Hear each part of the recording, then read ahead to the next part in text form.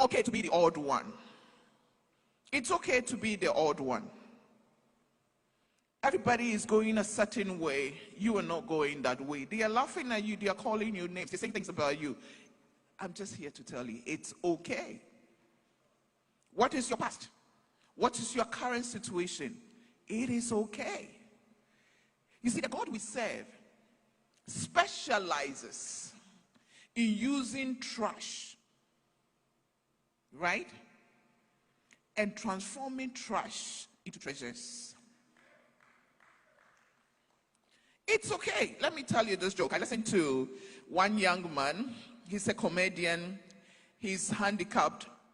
And he said they went to a show that was fully booked. They got in late too.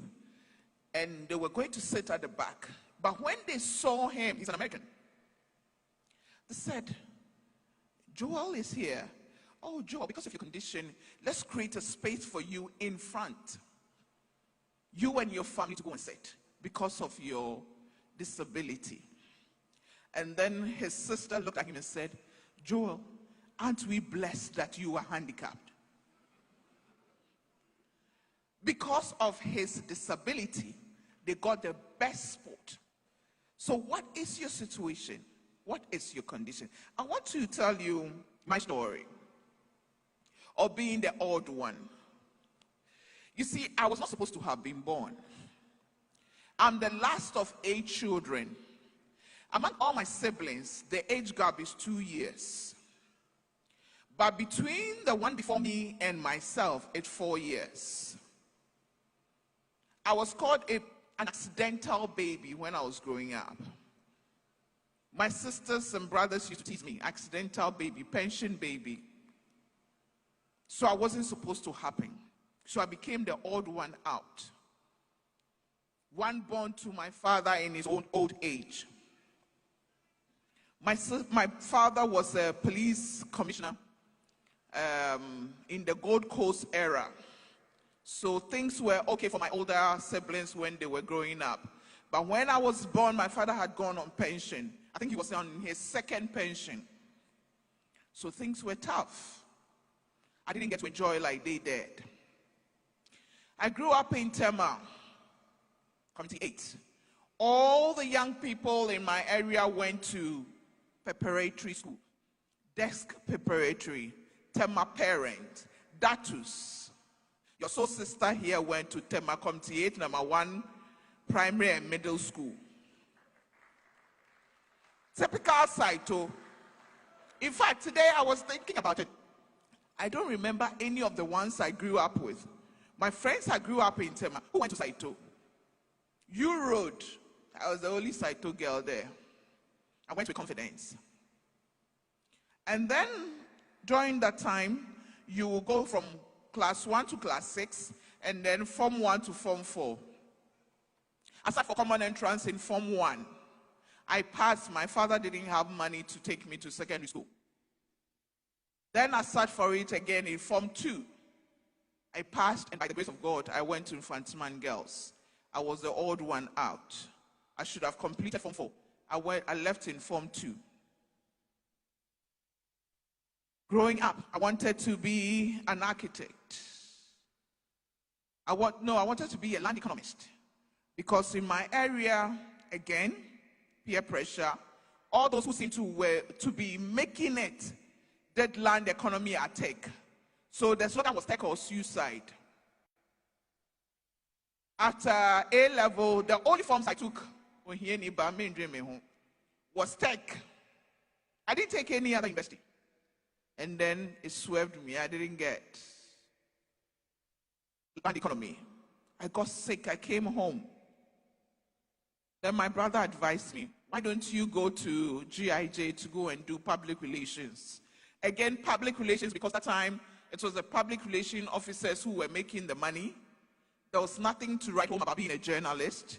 So I wanted to do public relations to get some money, to take care of my dad and myself. My father was my everything growing up, and he still is, though he's passed on to glory.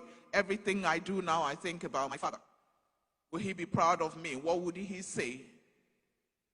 Though when he was alive, I did a lot of things that he wasn't proud of. God forgive me. But writing exams, going through interviews, everybody said, no, you'll be good for journalism. I didn't even have a clue what journalism was all about. I read the newspapers, but there are people who write to newspaper and people on TV. I did everything. They didn't mind me. They gave me journalism to do. When I was at GIJ, again, I was the only odd one out. You see, when I'm sure you saw Pastor Brian when he came to stand here with his tattered jeans. That one is a designer. You know, it's on and out, tattered clothes, a designer. You can't even afford it. Me, I started wearing it a long time ago. But that time, they didn't know that it was designer. My uniform, patch here, patch there. Sometimes they use sellotape to chalk somewhere. And these days, you see that the T-shirt and the jeans, that's with some, safety pin in there, right? They call it designer. I started wearing it a long time, but they didn't know. So I went through secondary school. I never had certificate or a prize for excellence in academia. It's always for dancing for school, modeling for school. Yes, I wasn't this slim when I was in school, So I was modeling for school, dancing for school. My father saw the certificate. He was very sad. After spending all the money to take care of me, this is where I've got into. But to cut a long story short, I came into professional journalism. I was on TV in 1997. Some of you were not born. I became the first young female presenter doing politics on TV. I was hosting the newspaper review, and I was interviewing the likes, or having discussion with the likes of the now president of Ghana, Nana Addo Dankwa Akufo-Addo, former president of Ghana, Mr. John Dramani Mahama. There are people today in positions of authority that I was the first person to put them on TV. I was young. But you see, I didn't know my place. I went everywhere. My friends used to call me in Chine. Everywhere, I did inside some. I was moving everywhere. Now, before I move on, let me tell you this. You see, no one was born confident. Nobody. We were either raised to be confident or we learned to be confident. And sometimes we use Takashi to be confident. You know that the place you are going, Charlie, it's not easy, but you will go. You take opportunity, you will do it. So never ever tell yourself, as for me, I can't do this. Or I can't be like this person. You can. And you will, if you put your mind to it. So I was on TV for years, doing the unusual. So the rumors were flying over my head and everything. After 7 years on TV, I decided to go back to school to do my master's. Everybody I knew at that time had gone to do masters in communication. This old chick here went to do masters in international journalism. Everybody thought what I was going to do with that. Because then when you go and do your masters and you come, you're going to work for some corporate organization to make some big money. Big money. Not the small that GBC was giving us, but it was okay. I love journalism. I wanted to be a journalist. And if I should go and come, I'm sure from the day I'll be asked at the age of 6 or 7, what do you want to be in future? I'll say I'll be a journalist. So I went to do that. I came back charged up. I wanted to do something. I wanted to help. I wanted to change the lot of women because I met a very strong woman who was my journalism lecturer who said, Gifty, if you're going back to Ghana, make sure you go and then you change the lot of women. You help women. assist them, encourage them to add value to themselves. So I came charged up. But everything I did, the forces were against me. I just couldn't do it. So again, I decided to be the odd one out, to start my own show, The Standpoint. In 2008. At that time, all the women shows that we had were one-on-one, celebrating a woman who has achieved something, but there was nothing like a discussion where we talk about issues affecting women. So the first time we had a program with all women talking about sex, Lord have mercy. The calls that we had, the insults. How can you? You are women. You are disgracing womanhood, and so on and so forth. But we stuck to our guns. And this year, The Standpoint is 10 years. It hasn't been an easy journey, but we have stayed the course. And on the 1st, let me say this before I continue. On the 1st of September, 2008, at Trinity Baptist Church, we are having our Women Call to Worship Conference 2018. And guess who is our speaker? Dr. Ofusue. Are you going to be there? It's going to be 12 noon, so you will be there. So I started The Standpoint, first anniversary. I like celebrating. So I celebrated, and somebody passed a comment. Just 1 year. What are you celebrating? How far can you go? But here we are 10 years. I was on TV talking about issues affecting women. Marriage, what have you? I wasn't married. Everybody said all they could. There were people who were preventing their wives from watching my program because this woman sitting there, she's not married. She doesn't have a child. What does she know about marriage? Some even were advised not to listen to me because if they listen to me, they'll try and be like Gifty Auntie, and they won't get any man to marry Gifty Auntie. That's cool. So at the age of 45, when some of my friends had grandchildren, and I had no husband, and I had no child, the Lord said, I want to prove to the world that yes, it's okay to be the odd one. So at the age of 45, I got married. And then people said, old age marriage. 45, what can she do? Can she have a child? 2 years into my marriage, at the age of 47, the Lord blessed me with a child. There are women who are older than me who's had children. That's true. But they are not Gifty Auntie. They haven't been in that space where everybody's eyes, mouth, ear, everything is on them. It hasn't been easy, but I decided to stay the course and still be the odd one. At the time I had a child, again, some of my friends had grandchildren. I remember my year group, there was a day that the same Gifty Auntie went to ask the question, so how many kids have you all got? And then somebody came on and listed, Hannah, 6, this 5, and then they wrote Gifty Auntie, 0. By the time I had a child, it brought glory to God. It brought hope to many. Many were those who said that if it has happened to Gifty Auntie, it can happen to me. I was talking to Bishop and he said, Gifty, that child was not given to you because of you. It was given to you because of other people. That they will have hope. That they will have trust in God. That they will know that God is faithful. It doesn't mean that you will not cry. It doesn't mean that I have a perfect life.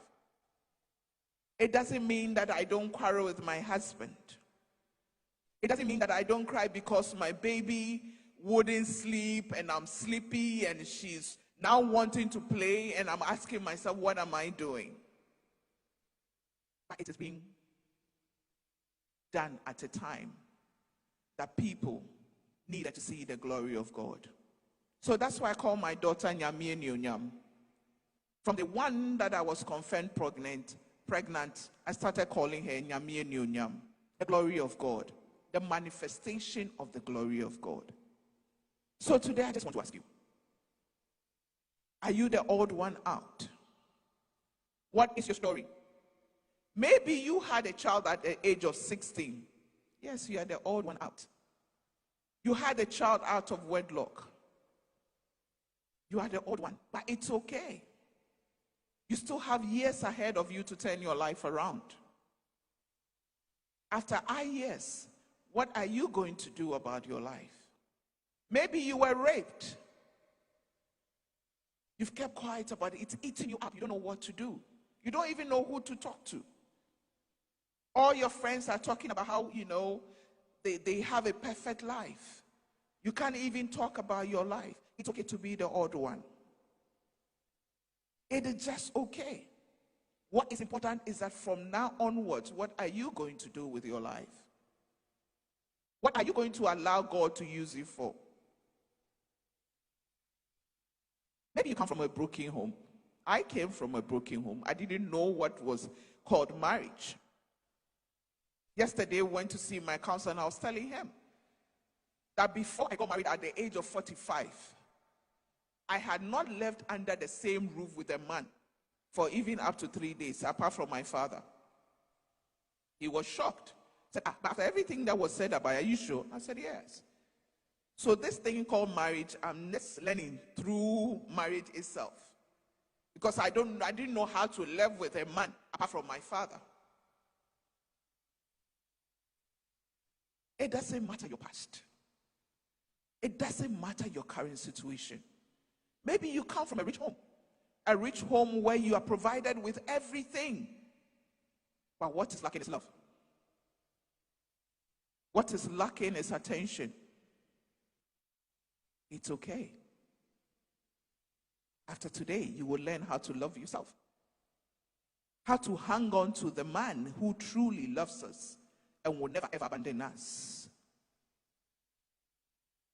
Today, you will celebrate your oddness. So you are in a school among friends who have everything. All you have is just one jeans. I tell people, my dear, rock your one jeans so much that the people around you will feel that the new-ish is to wear one jeans all the time.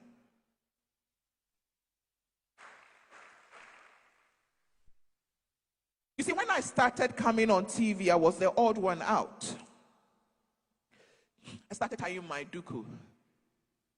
Before then, GBC News presenters, nice and cute, everything. This young lady came in huge duku. There were days I was suspended for, my duku being flamboyant. I was the odd one on TV. I was wearing beads when beads was not attractive. I was the odd one out. Not too long. Doing the duku became the ish. Wearing of beads became the ish. You go to Makola and they'll ask you, do you want the Gifty Auntie beads? But the truth of the matter is that I started doing the duku. Because at that time, I didn't have money to go to the salon all the time. So the best way was to just cover my hair when it's not looking neat. I didn't have money to buy the gold jewelry, so I started wearing beads. I could wear beads from here to here. And it became a lifestyle. But when I started, people were laughing at me. These days, I see people wearing suits and with beads. It's beautiful. Making our own proud. Promoting Made in Ghana. What is your story? What makes you think that sitting here and listening to the various stories that will be shared today, you can't get there? Because as for you, you are not coming from where they are coming from. It doesn't matter your journey. In this journey that we are traveling on, there are times that you have to walk. There are times that you have to crawl. There are other times that you don't know what will happen, where you receive the energy from and you start running. Samini has a song, slow motion is better than no motion. Obiani in a movement. My father used to say, we all have our destinies, we all have our stories. Some of those who had their children, my friends who had their children, before I did. Some of those who got married before I did. God forgive me that I boast. What kind of glory has it brought to God? Who has it motivated? Who has it encouraged? Who has it drawn closer to God? Sometimes I ask myself, I calculate my age. I'm 48 years. Next January, I'll be 49. And very soon, I'll be 50. I can't wait to be 50. I just calculate, okay, so by the time I'm 50, my daughter is 3 years. 60 should be 30. So will I be around? But it's not for me to determine.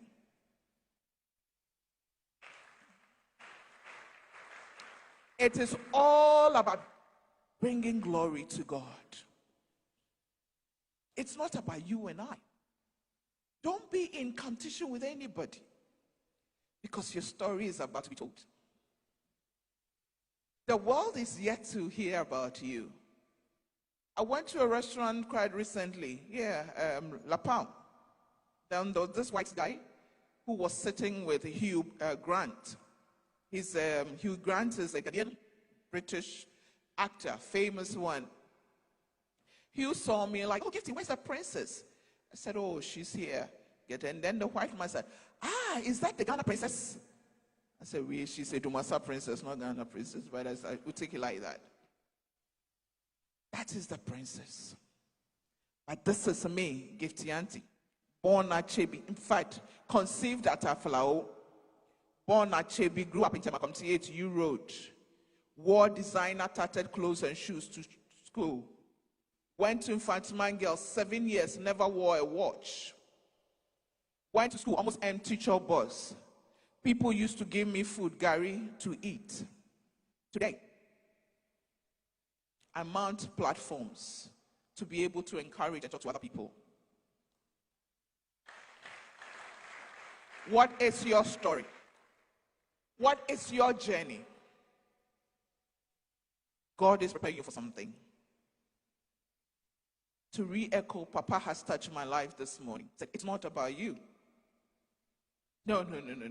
You are not all that, you know. It's not about you. It's for the benefit of somebody.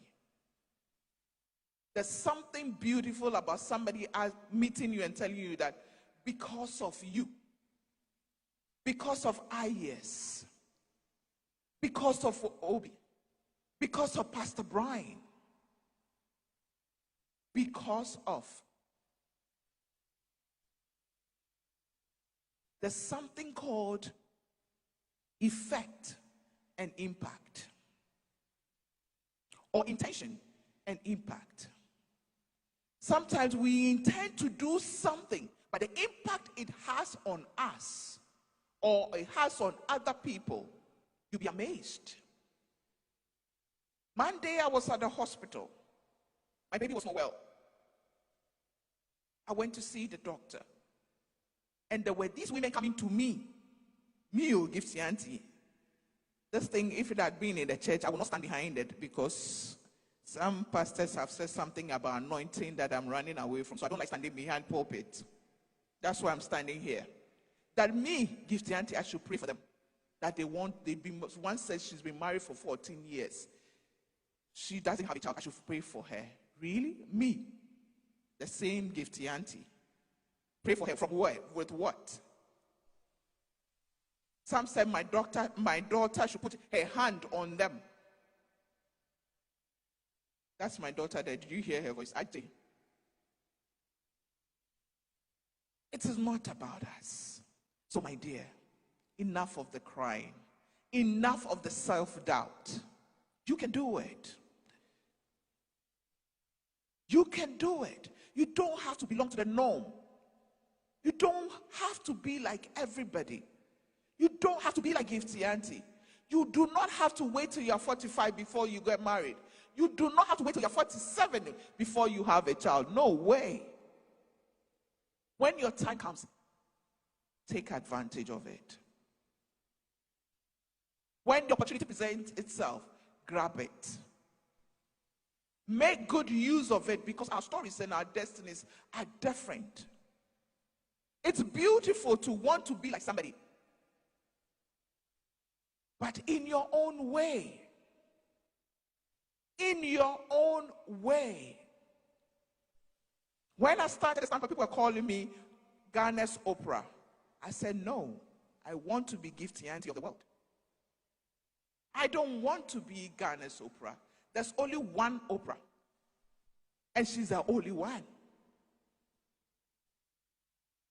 I don't want to live somebody's life. You need to live your life.